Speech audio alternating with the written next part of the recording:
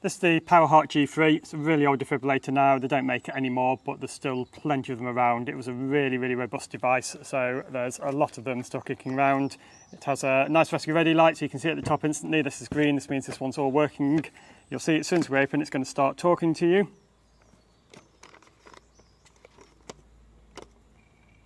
Tear open package and remove pads. Tear open package and remove pads.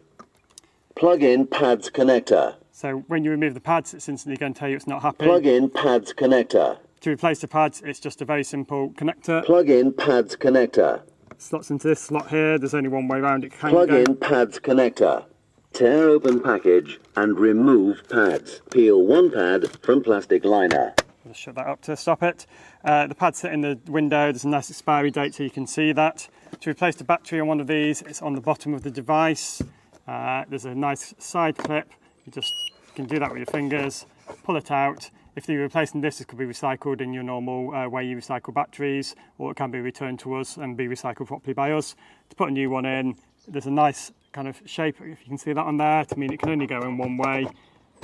It clips in. You need to wait a few seconds for it to do some checks. And then what we tend to do is open it, make sure it talks to us, and the light should go green. So we'll just make sure it's all happy again.